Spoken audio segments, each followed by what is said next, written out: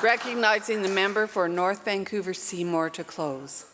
Thank you, Honourable Speaker, and thank you so much to the member from Peace River North for his solid support of Invisible Disabilities Week. It is truly appreciated. An accessible BC means playgrounds that every child can play in, websites that anyone can understand, and workplaces that anyone can access. Advocates, self-advocates, organizations, businesses and communities have been instrumental in making BC more accessible and inclusive for everyone. We have so much gratitude for their guidance and strength as we continue to identify, prevent and remove barriers. A more inclusive and accessible BC for all is possible when we work together. However, we also have a form of discrimination occurring, which is called ableism. Ableism is a set of unwritten rules in our society that favors the needs and experiences of non-disabled people in big and small ways every day. They show up in every aspect of our lives, from healthcare and education to the workplace and the built environment, and they have critical impacts on the people who live with disabilities. These unwritten rules about disability add up to a system that favors the needs and experiences of the able-bodied and neurotypical people in big and small ways every day.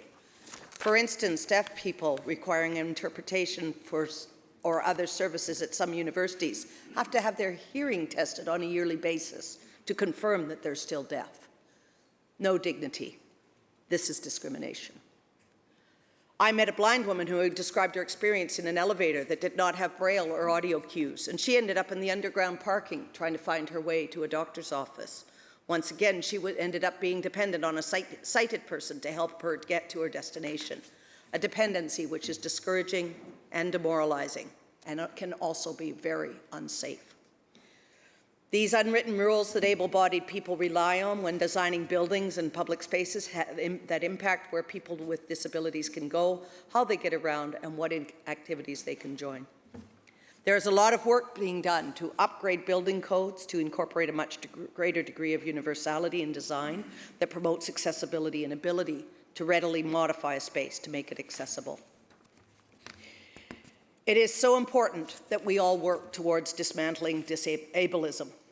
Other people's attitudes towards people with disabilities, organizational policies and practices represent a significant barrier. I encourage everyone to utilize a lens of accessibility in all our interactions, remembering that there are many disabilities that are invisible. Ableism is a real form of discrimination that occurs both consciously and unconsciously that can be avoided through awareness and effort. Thank you, Honourable Speaker. Thank you.